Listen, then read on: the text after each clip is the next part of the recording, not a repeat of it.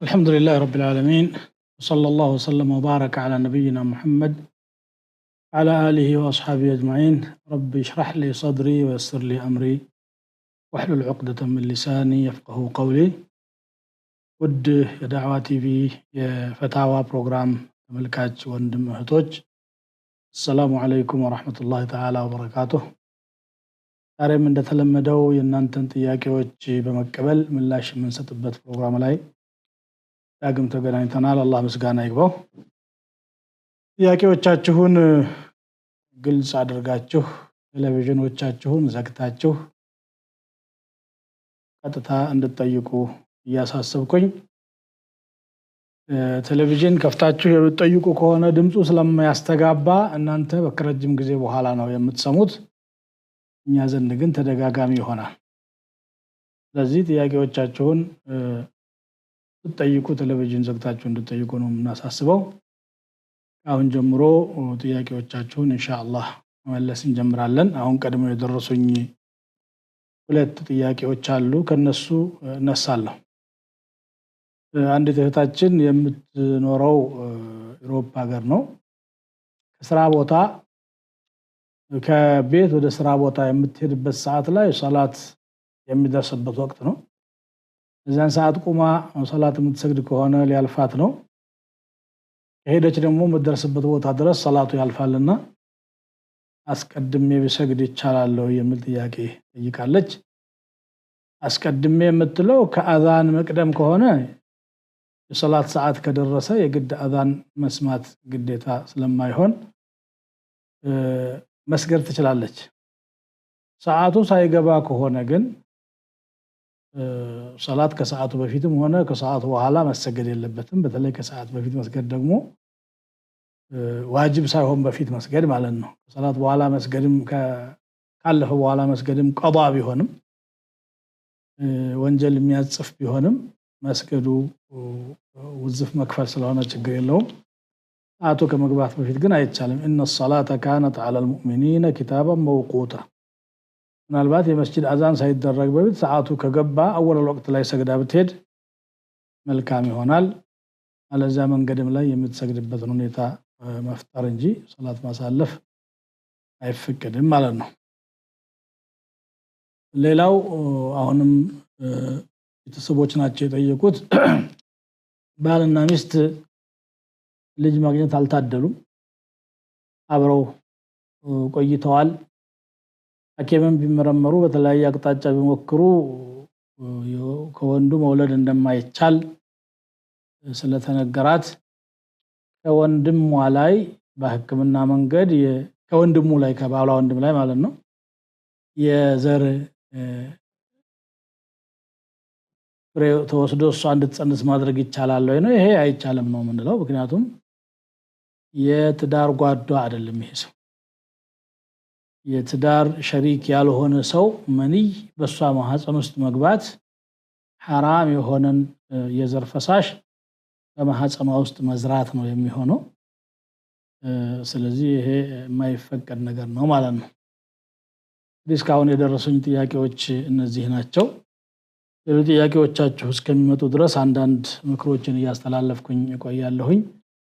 ፈታዋ ብለን እዚህ ፕሮግራም ስንጀምር ታዳሚዎቻችን በልባቸው የሚመላለስ ማንኛውንም ጥያቄ በቀላል መንገድ ማግኘት የሚችሉበትን እና ዲናቸውን መረዳት የሚችሉበትን እድል ለመፍጠር ነው ቴክኖሎጂውን ተጠቅመን። እዚህ መድረክ ላይ መጠንቀቅ ያለብን ነገሮች አሉ። አንደኛ አላስፈላጊ የሆነ ጥያቄ ማለትም ከተግባር የማይገናኝ የግምት ጥያቄ ማንሳት ተቀባይነት የለውም። የገጠመውን ችግር ከሸሪዓ አንፃር እንዴት ይታያል ብሎ መጠየቅ ነው ያለበት እንጂ መሳኢል ኢፍትራዲያ ይሏታል። አንዳንድ ጊዜ ኡግሉጣቱል መሳኢል ማለት የሆነ ውስብስብ የሆኑ ጥያቄዎችን ተጠያቂውን ለመፈታተን ወይንም ታዳሚው ላይ ብጅታ ለመፍጠር ታስቦ የሚደረግ ነገር አላህ የማይወደው ነው። እርግጥ መጠየቅ የማያውቁትን መጠየቅ ሸሪዓው ያዛል። ፈስአሉ አህለ ዚክሪ ኢን ኩንቱም ላ ተዕለሙን። የእውቀት ባለቤቶችን ጠይቁ የማታውቁ ከሆናችሁ ብሎ አዟል። ከዚሁ ጋር ደግሞ ጥያቄ የከለከለበትም አለ። ከሪህ ነብዩ ሰለላሁ ዐለይሂ ወሰለም المسائل وعابها ይላል በቡኻሪ ሪዋያ። ምክንያቱም ጥያቄዎቹ አጓጉል ጥያቄዎች ሆኑ። ቁርአንም ላይ يا أيها الذين آمنوا لا تسألوا عن أشياء إن تبد لكم تسؤكم وإن تسألوا عنها حين ينزل القرآن تبد لكم عفى الله عنها إن أنت يامناتشو سوچ ሆይ ቢነገሯችሁ የሚያስከፋችሁ ጥያቄዎችን አትጠይቁ በማለት ከልክሏል። አላስፈላጊ ማለት ነው። በصحيح البخاري ደግሞ ከሰዕድ ብኑ አቢ ወቃስ በተዘገበ ሐዲስ ነብዩ ሰለላሁ ዐለይሂ ወሰለም أعظم المسلمين جرما من سأل عن مسألة فحرم من أجل مسألته ሙስሊሞች ሁሉ ወንጀሉ የከፋ የሚባለው አጉል ጥያቄ ጠይቆ በሱ ጥያቄ መሰረት አንድ ሐላል የነበረ ነገር ሐራም የሆነበት ነው። ለዚህ ነው ሰሃቦች እነዚህ አያዎችና ሐዲሶች ከተነገሩ በኋላ ጥያቄ መጠየቅን ቀለል ያደረጉት በጣም ضروري ካልሆነ በስተቀር። ቁርአን ውስጥ ስለ ጥያቄዎች 12 ጥያቄ ገደማ ብቻ ነው የተጠቀሰው። يسألونك عن الأهلة ለጨረቃዎች ይጠይቁሃል። يسألونك عن الخمر والميسر ስለ አስካሪ መጠጥና ስለ ቁማር ይጠይቁሃል። يسألونك ماذا ينفقون ምንን መሞጽት እንዳለባቸው ይጠይቁሃል። يسألونك عن اليتامى ስለ የቲሞች ይጠይቁሃል። እንዲህ ያለ ጥያቄዎችን በቁጥር የተወሰኑ ጥያቄዎችን የጠየቁት ሱሐቦች رضوان الله تعالى عليهم أجمعين ያ ማለት ዲንም መጠየቅ ክልክል ነው ማለት አይደለም። የምንጠይቀው ነገር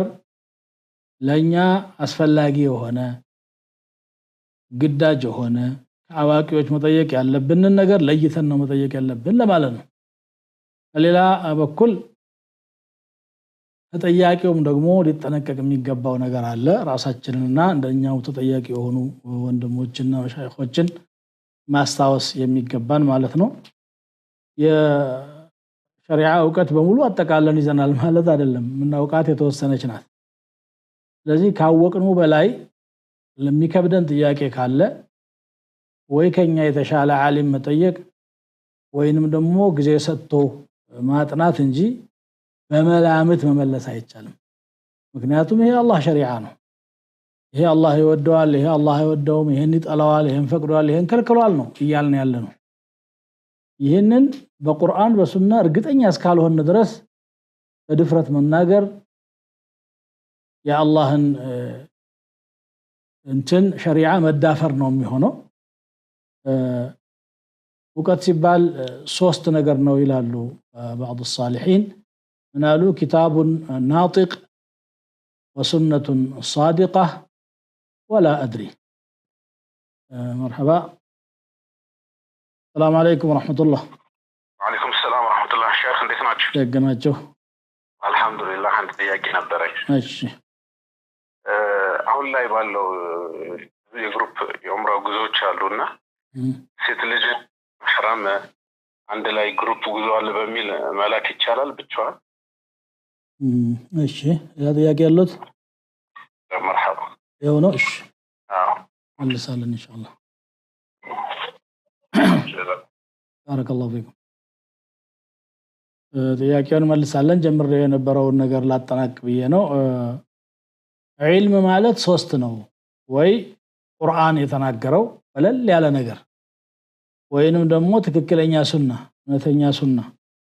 ወይ ደግሞ ሶስተኛው አላውቅም ማለት ማታውቅ ከሆነ አላውቅም ማለት ግዴታ ነው የሚሆነው። ነብያችን ሰለላሁ ዐለይሂ ወሰለም ጧት ማታ ወህይ ይወርድባቸው የነበሩት የአላህ መልእክተኛ ለየት ያለ ጥያቄ አጋጥሟቸው በወቅቱ ወህይ ያልመጣበት ነገር ከሆነ ዝም ይላሉ። አንድ ቀን ሁለት ቀን ሶስት ቀን ድረስም ዝም ሊሉ ይችላሉ ከላይ መልስ እስከሚመጣ ድረስ ማለት ነው። ከዛ በኋላ ጅብሪል መጥቶ ሁክሙ ይሄ ነው ብሎ ይነግራቸዋል እንጂ ተነስተው በግምት አይናገሩ ማለት ነው። ለዚህ ነው ወማ ينطق عن الهوى إن هو إلا وحي يوحى يمله አሁን ወንድማችን የጠየቀውን ጥያቄ በተመለከተ ዛሬ በዑምራ ግሩፕ ሰዎች ዑምራ ይሄዳሉ በዚህ ሁኔታ ሴት ልጅ ያለ መህረም መሄድ ትችላለች ወይ የሚል ጥያቄ ጠይቋል በጥቅሉ አስሉ በሱና የተነገረው لا يحل لامرأة تؤمن بالله واليوم الآخر أن تسافر مسيرة يوم وليلة يملسبتالله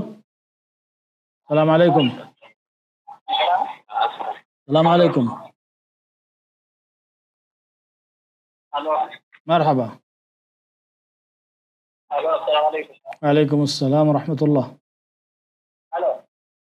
يسمعه هنا يسمع القتل السلام عليكم قريب ولا دول እንግዲህ እየሰማኸኝ አይደለም አንተ ስልኩ ተቋርጦበታል በአላህና በመጨረሻው ቀን የምታምን አንዲት ሴት ያንድ ቀን ከነለሊቱ ጉዞ መጓዝ አይፈቀድላትም አብሯት ባለቤቷ ወይም ቅርብ ዘመድ ከሌለ በስተቀር ብለዋል በሌላ ሪዋያ ደግሞ مسيرة يوم ብቻ ይላል ያንድ ቀን ጉዞ ይላል በሌላም ሪዋያ مسيرة 3 أيام የሶስት ቀን ጉዞ የሚልም አለ مسيرة يومين የሁለት ቀን የሚልም ሪዋያ አለ ይሄ ሁሉ እንደ ጠያቂዎቹ አጠያየቅ የተመለሰ ነገር ነው ለሁለት ቀን ልጓዝ ነው ለሶስት ቀን ልጓዝ ነው ለአንድ ቀን ብሎ የሚጠይቅ እንደ አጠያየቁ የመለሱት ነው ብቻ ሴት ብቻዋን ራቅ ያለ ጉዞ فقهاዎች እንዳሉት مسافة القصر መሄድ የለባትም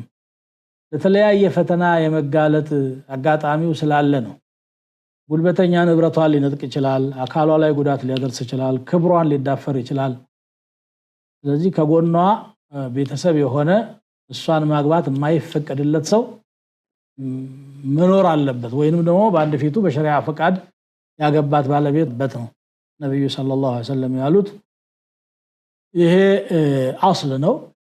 አንዳንዶቹ ይሄ ስጋቱ ከሌለ ይቻላል የሚል ያሉ ዑለማዎች አሉ ስጋቱ ከሌለ ማለት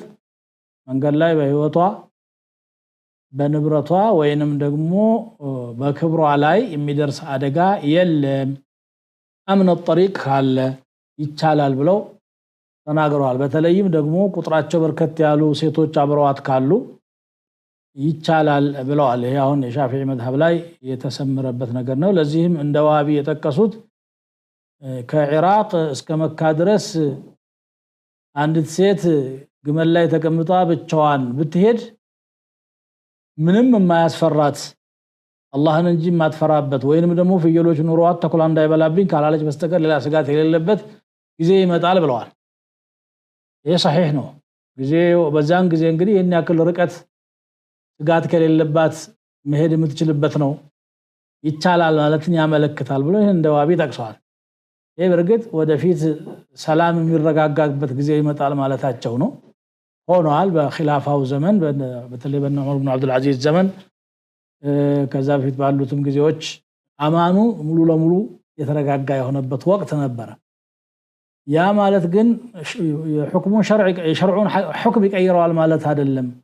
ስለዚህ አይቻልም የሚሉ ዑለማዎች አሉ ይሄን ዋቢ አድርገው አማን ከሆነ ይቻላል ያሉ አሉ እንግዲህ እዚህ ላይ እውነት ሙሉ ለሙሉ አማን ነው ወይ ምን ሰፈር ምንለው አውሮፕላን ከተነሳ ጀምሮ እስከሚያርፍ ድረስ ያለውን ከሆነ እዚህ ላይ የትም ሀገር ቢከድ የአውሮፕላን አደጋ እስካልደረሰ ድረስ ብዙ ስጋት የለም ከወረዱ በኋላ ግን ሴቶች ብቻቸውን በሚሆኑ ጊዜ ተንኳሽ በብዛት መኖሩ ምንም ጥያቄ የለውም እነሱም የሚያውቁት ነው ከዚህ አንፃር ይሄ አይመከርም በነገራችን ላይ ሴት ልጅ ርቀት ያለው ጉዞ መሄድ ትችላለች ወይ ተብሎ ሲባል ሰው ትዝ የሚለው የዑምራና የሐጅ ጉዞ ብቻ ነው እንደውም የዑምራና የሐጅ ጉዞ ወደዛ የሚሄደው ትንሽ ኢማን ያለው አላህን የሚፈራ ሰው ስለሆነ ችግር የመከሰቱ ነገር በጣም ቀለል ያለ ነው የለም ማለት ዋስትና ባንሰጥም ማለት ነው ሌላ ዓለም በሙሉ እየዞሩ አይደለም ወይ ብቻቸውን የማህረም ጉዳይ ትዝ የሚለን እዚህ የዒባዳው ሰዓት ላይ ብቻ ለምን ይሆናል ማለት ፈልጌ ነው እንግዲህ ያው ስልክም እስካሁን አልደረሰኝምና ቅድም የጀመርኩትን ነገር ቀጥላለሁ የፈትዋ ጉዳይ ተጠያቂ የሆነ ሰው እንደመጣለት መመለስ በጣም አደገኛ አካሄድ ነው اجرؤكم على الفتيا اجرؤكم على النار የሚል አثር አለ እናንተ ፈትዋን የሚዳፈር ሰው እሳትን የሚዳፈር ሰው ነው ምክንያቱም على الله ነው እየተናገረ ያለው ولا تقف ما ليس لك به علم إن السمع والبصر والفؤاد كل أولئك كان عنه مسؤولا በጉዳዩ ላይ ዕውቀት የሌለህን ነገር እንዳትከተል ጆሮም አይንም ልብም የሚጠየቁበት ነው ይላል ያስጠይቃል ማለት ነው ዝም ብሎ መናገር ዛሬ አሁን የተለያዩ ዑለማዎችን ፈትዋ በቀላል የማግኘት ጎግል ምናምን አጋጣሚ ስላለ ብዙ ወጣት ምላሽ መስጠት ላይ እየተዳፈረ ነው አዋቂ የሆነ እየመሰለው ያ አይደለም ፈትዋ በብዙ የዕውቀት ዘርፍ ላይ በተለይ ፍቅህ ላይ እንከር ያለ አቅም የሚጠይቅ አዲላዎቹን ማወቅም የሚችል አቋል ሰለፍንም ያንስ መረዳት የሚችል ወደ መጽሐፉ እንኳን ቢመለስ ከመጽሐፉ ጋራ ተግባብቶ በእያንዳንዱ ዒባራ ላይ ምን ለማለት እንደታሰበ መረዳት የሚያስችል አቅም ያለው ሰው መሆን አለበት እሱም ሆኖ ሁሉ ነገር አውቃለሁ ቢል መልስ መስጠት እንደውም بعض الصالحين ምን ይላሉ ሐማቃ ነው ጅልነት ነው ሁሉ ነገር አውቃለሁ ቢል ሰው ሞኝ ነው ምናውቀው ትንሽ ነው وما اوتيتم من العلم الا قليلا ነው አላህ Subhanahu Wa Ta'ala ያለን ከዕውቀት ትንሽ ነገር ካልሆነ በስተቀር አልተሰጣችሁም ብሎናል ትንሽ ነገር ይዞ ስለ ሁሉም ነገር ምላሽ ይሰጣል አስተያየት ይሰጣል ማለት የለበትም ስለዚህ ምንድነው ማድረግ ያለበት ፈትዋ የሚያደርግ ሰው መለማመድ ያለበት አንድ ነገር አለ አላውቅም የሚል አላውቅም ዕውቀት ነው ምክንያቱም አለማወቁን ያወቀ ሰው ጎደሎውን ለማስተካከል ይተጋል ነገ ደግሞ የተሻለ ዕውቀት እንዲኖረው ተመልሶ ይለፋል አላውቅም ነው ጅብሪል እንኳን ነብያችንን ሰለላሁ ዐለይሂ ወሰለም متى الساعه አላቸው ቂያማ መቼ ነው ሲላቸው መል መስኡሉ عنها بأعلم من السائل ስለሷ ተጠያቂው ተጠያቂው የበለጠ አዋቂ አይደለም ማለት እኔና አንተ በዚህ ጉዳይ ላይ ዕውቀታችን እኩል ነው እኔም አላውቅም አንተም አታውቅም ማን ነው የሚያውቀው قل انما العلم عند الله ብሎ በቁርአን ነግሯቸዋል ዕውቀቱ ያለው አላህ ዘንድ ነው ሌላ መስአላ ቢሆን ካላወቅን አላወቅንም ነው ሰው አላወቅኩም ማለት ካዳገተውና ተራራ ከሆነበት ነፍስያ ወይም ደግሞ ኩራት ትቢት ይዞታል ይሄ ተገቢ አይደለም አላውቅም ማለት ይገባዋል ስንጠይቅም ደግሞ ዝም ብሎ መድረክ ላይ ቆሞ የተናገረው ሁሉ የተወሰኑ አያዎችን አሐዲሶችን አጣቅሶ ምክር መስጠት የቻለ ወዕዝ ማለት መገሰጽ መምከር ማለት ነው እሱን የቻለ ሁሉ ፍቅህ ላይ አቅም አለውና ፈትዋ ይሰጣል ማለት አይደለም ይሄ ፍቅህ የሚባለው ነገር ቀልድ አይደለም ትልቅ ነገር ነው አሁን በዓለም አቀፍ ደረጃ እኮ የፍቅህ ማዕከላት ተቋቁመው የዓለም ሊቃውንቶች ገናኝተው በጉዳዩ ላይ ጥናቶች ተደርጎ አዲስ ነገር ሲያጋጥም እንደዚህ ነው ፈትዋ የሚሰጠው እንደ ድሮ አንድ ዓሊም ብቻውን እንኳን አይደለም ፈትዋ ጀማዒ የሆነ ያለበት ወቅት ላይ ነው ያለነው ያም የሆነው ለምንድነው እንግዲህ የዘመናችን ችግሮችም ውስብስብ ናቸው ዘርፈ ብዙ ናቸው አንድ ዓለም ጫፍ ላይ አንድ ችግር ሲፈጠር በደቂቃዎች ሌላኛው የዓለም ጫፍ ላይ ደርሶ አጀንዳ ይሆናል በዛ ጉዳይ ውስጥ የሚዘፈቁ ሰዎች ይኖራሉ ከዚህ አንፃር ብቃት ያላቸው ሊቃውንቶች ጉዳዩን አይተው በሸሪዓ አንፃር መዝነው መስለሐና መፍሰዳውን አይተው መልስ የሚሰጡበት ነገር ላይ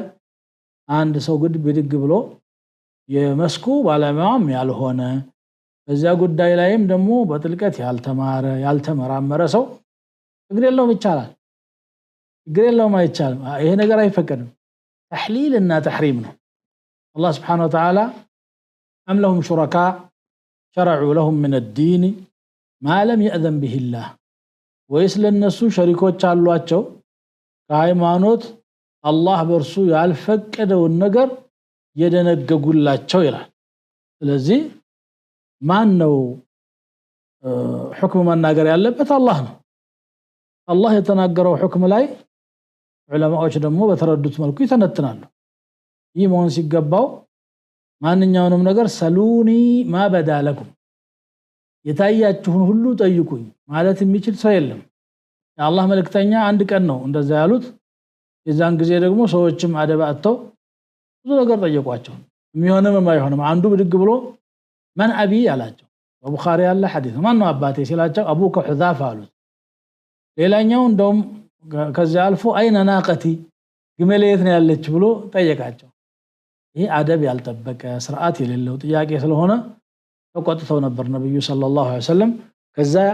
ዑመር ኢብኑ አልኸጣብ ደንግጠው በፊታቸው ተንበረከው رضينا بالله ربا وبالإسلام دينا وبمحمد صلى الله عليه وسلم نبيا اللهم بجيتنا ودنال لمنا ሃይማኖታችን መሆኑን ተቀበለናል محمد صلى الله عليه وسلم يا الله መልእክተኛ መሆኑንም አምነናል ብለው እሳቸውን አቀዝቅዘው ያ ጥያቄ እንዲቋረጥ ሆኗል ከዛ በኋላ እንግዲህ እንኳን ጥያቄ ቀርቶ ተራ ወሬ ለማውራት እንኳን ረሱሉ ሰለላሁ ዐለይሂ ወሰለም ጋራ ድምጻቸውን ከፍ አድርገው እንዳይጠይቁ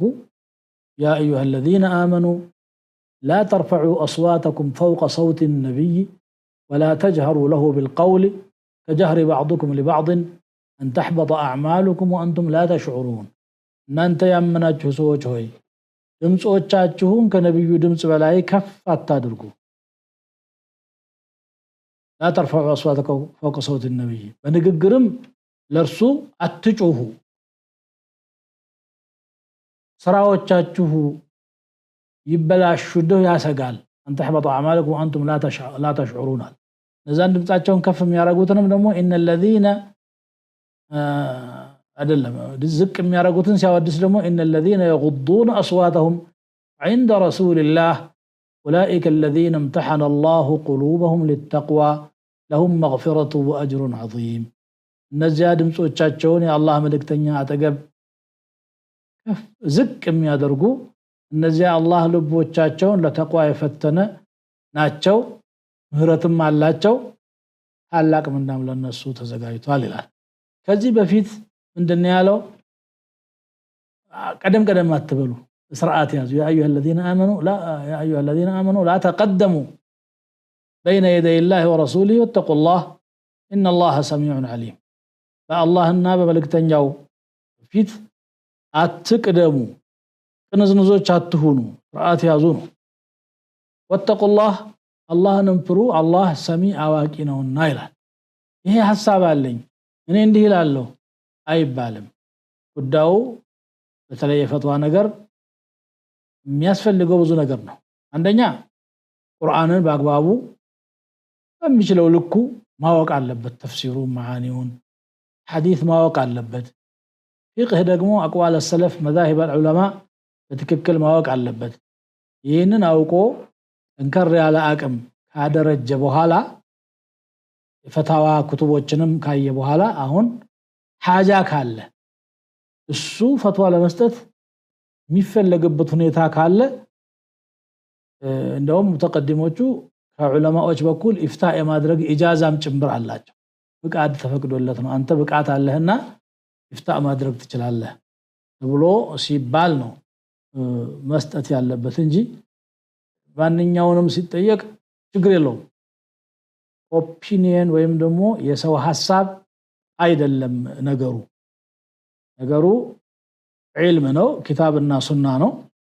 እንግዲህ በመሃል ረፍት የምንወስድበት ጊዜ ደርሷል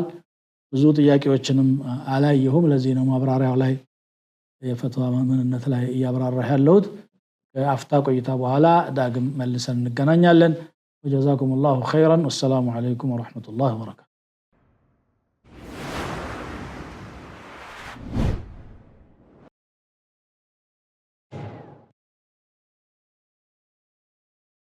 السلام على سيدنا رسول الله وعلى آله وأصحابه وموالاه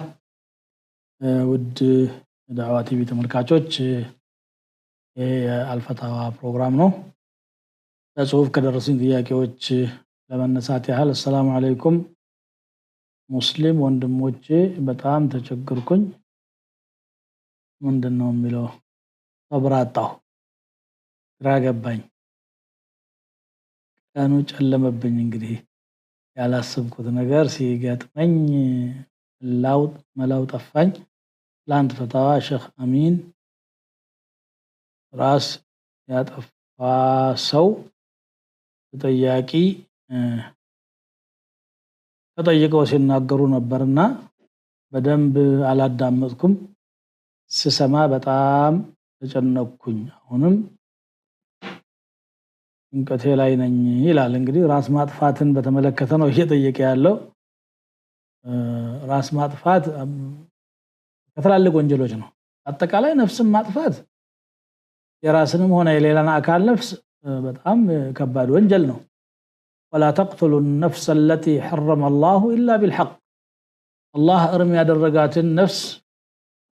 በህግ እንጂ አትግደሉ የሚያስገድል የህግ ወንጀል ካሰራች ማለት ነው ሸሪዓ ህግ ለምሳሌ ሰው የገደለ ይገደላል ሙርተድ የሆነ ይገደላል ዚና አግብቶ የሚያቅሰው ከሰራ ወግሮ ይገደላል እንደዚህ ነብዩ ሰለላሁ ዐለይሂ ወሰለም لا يحل دم امرئ ثلاث الا لا يحل دم امرئ مسلم الا عن ثلاث الطيب الزاني والنفس بالنفس والتارك لدينه المفارق للجماعه ማለት እንደገለጹት አንድ ሙስሊም ደም ከሶስት ባንድ እንጂ አይፈቀድም ትዳር ቀምሶ የሚያውቅ ሆኖ ዚና ላይ የወደቀ ሰው ወይንም ደግሞ ነፍስ ያጠፋ ሰው የሱም ነፍስ በቅጣት መጥፋት ይኖርባታል ወይንም ደግሞ እንግዲህ ዲኑን ትቶ ወደ ኩፍር የገባ ሰው ተውበት እንዲያርግ ከተጠየቀ በኋላ በዳኛ በሸሪዓ ሊፈረድበት ይችላል እዚህ ውጭ ያለ ማንን ነፍስ ማጥፋት አይፈቀድም የአደም ልጅ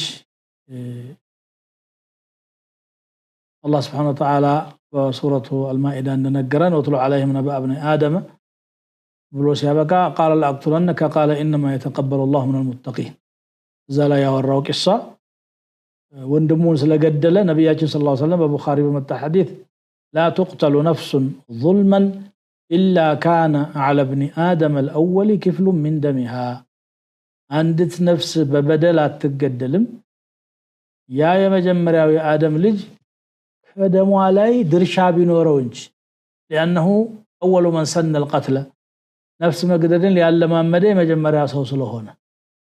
زي አንድ ሰው ነው እሱ የገደለው ግን በዓለም ላይ የሚገደል ሰው ሁሉ ወንጀል በሱ ላይ ይጻፋል አስተማሪ በመሆኑ ለመጥፎ ነገር አያ ስለሆነ ማለት ነው በሌላ አንቀጽ ደግሞ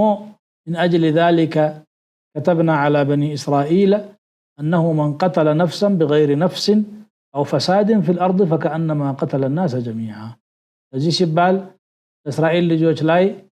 አንዲት ነፍስ እርሷ ነፍስ ሳታጠፋ የገደለ ሰው መላይ ሰው ልጆችን እንደገደለ ነው የሚቆጠረው አንድ ሰው መግደል ሰብአዊ ፍጡር ላይ ድፍረት መፈጸምና ወሰን ማለፍ ስለሆነ በሁሉም የሰው ልጆች የሚያስጠይቅ ነው ሁሉንም እንደገደለ ነው የአንድን ሰው ደግሞ ህይወት ከአደጋ ከመገደል መታደግ ومن احياها فكانما احيا الناس جميعا ነው በተለይ ደግሞ የራስን ነፍስ ጠያቂያችን እንደጠየቀው ራስን ማጥፋት ደግሞ ولا تقتلوا انفسكم انه كان بكم رحيما ነፍሶቻችሁን አትግደሉ እርሱ በእናንተ አዛኝ ነውና ይላል አላህ Subhanahu Wa Ta'ala ይቺ የኛ ነፍስ የኛ ንብረት አይደለች በሷ ላይ አንወስንም የአላህ ንብረት ናት ለኛ የተሰጠችን ጸጋ ናት አደራ ናት እንደውም ጉዳት እንዳይደርስባት ማድረግ ዋጅብ ነው ራስ ላይ ጉዳትን መከላከል ማለት ነው ለዚህ ነው እንግዲህ ሲታመም መታከም ሲርበው መብላት ጤናውን መጠበቅ ዋጅብ ነው ህይወት የምትቆይበትን ያህል ብለው ዑለማዎች የሚናገሩት ስለዚህ ወንድሜ ወይም ጠያቂዋ እቴ ከሆንሽም እንዲህ አይነት ጨነቀኝ ብሎ ለጭንቀት ግልግል የሳት ራት መሆን አይገባም ምንም የዱንያ ጭንቀት ኃላፊ ነው ወይ ድህነት ነው ወይ በሽታ ነው ወይ የሆነ ጠላት የሚያስጨንቅ ይኖራል ሁሉም ያልፋል ሶብር ነው የሚያስፈልገው መታገስ ነው የሚያስፈልገው ስለዚህ መጥፎ ሐሳብ ይልቅ ወደ አላህ መማፀን ይችን ጭንቀትህን አላህ ጋር መታረቂያ ሰበብ አድርጋት ሌት ቀን ዱዓ አድርግባት ይሄ ነው የኔ ምክር ሌላው ሰዎች ሃይማኖታዊ ማዕረግ የሚሰጣቸው በምን መስፈርት ነው ኡስታዝ ሙፍቲ ሼህ ይያል ሰዎችን እንጠራለን ይሄ እንዴት ይታያል ይሄ እንግዲህ ጥያቄያችን አንገብጋቢ መስሎም አይታየኝም ምክንያቱም መስጠቱ አንተን አይመለከትም በመሰረቱ ይሄንን ዑለማዎች ሙፍቲ መሆን የሚችለውን ሰው ሙፍቲ ብለው የሚሰይሙት ራሳቸው ናቸው ማንንም ዓሊም ሙፍቲ አይደለም እኮ አንዱ ፈኑ ተፍሲር ይሆናል አንዱ ሐዲስ ይሆናል አንዱ ሉጋ ወይም ሌላ ነገር ስለሚሆን በፍቅህ ላይ አቅም ያላቸውና ቁርአንና ሱናን የሚያውቁ ሰዎች ናቸው ሙፍቲ ሊባሉ የሚችሉት እሱንም ደግሞ ይሄንን ሰርቲፋይድ ማድረግ የሚችሉት እውቅና መስጠት የሚችሉት ሊቃውንቶች ናቸው ማለት ነው ኡስታዝ ማለት መምህር ማለት ነው መምህር ከሆነ ኡስታዝ ብትለው ችግር የለውም ባለችው አቅም የሚያስተምረው ከሆነ ቲቸር ማለት ነው ሼክ የሚለውም ያው የሆነ ፈን ላይ ዕውቀት ያለው የሆነ ሙያ ላይ ዕውቀት ያለው ነው ይሁሉ ከዛ በታች ያለ ስለሆነ ብዙ አስጨናቂ አይደለም ማንኛውም ይሄ ሐላልና ሐራም ጋር የሚገናኝ ነገር ስላልሆነ የብዙዎቻችን ጭንቀት ሊሆን የሚገባው አይደለም ማለት ነው ሰላም አለይኩም ቁርአን ላይ ስጁድ የሚያስወርዱ ቦታዎች ላይ መውረድ ግዴታ ወይስ በሶላት ውስጥስ ከዛ ውጭስ ይላል ግዴታ ወይስ ሱና ለማለት ነው ጀምሁሩ አህለ العلم ሱና ነው ያሉት ነብያችን ሰለላሁ ዐለይሂ ወሰለም አንድ ቀን ስጁድ አደረጉና ሌላ ቀን ላይ ሰሃቦች ያችን ምዕራፍ ሲቀሩ ስጁድ ለማድረግ ሲዘጋጁ ሳያቸው رايتكم تشزنتم للسجود ስጁድ ለማድረግ ተዘጋጅታችሁ በተጠንቀቅ እየተጠበቃችሁ ነው ስጁድ ግዴታ አይደለም የፈለገ ሰው ያደርጋል የሚል ምላሽ የሰጡበት አቡ ዳውድ የዘገቡት ሐዲስ አለ ነገር ግን ዒባዳ ነውና የስጁድ አያ በመጣችበት ቦታ ላይ የስጁድን መስፈርት ምናሟላ ከሆነ ምክንያቱም ውዱ መኖር አለበት ቂብላ መኖር አለበት ነው ጀምሁሮች የሚሉት እና አመች ከሆነ ስጁድ ብናረግ የተሻለ ነው ለአላህ መስገድ ስለሆነ ያ ካልሆነ ደግሞ አመች ሁኔታ ከሌለ ማለፍ እንችላለን ማለት ነው ያንን ሶላት ያንን ስጁድ السلام عليكم ፈታዋ ነው ወይ ላላ ፈታዋ ነው መልስ እየሰጠን ያለ ነው በተቻለ መጠን ዛሬ እንግዲህ ኔትወርክ ላይ ችግር ያለ ይመስላል የደረሱኝ ጥያቄዎች ውሱን ናቸው ከዛ አንፃር የመጡትን ጥያቄዎች አስተናግጃለሁ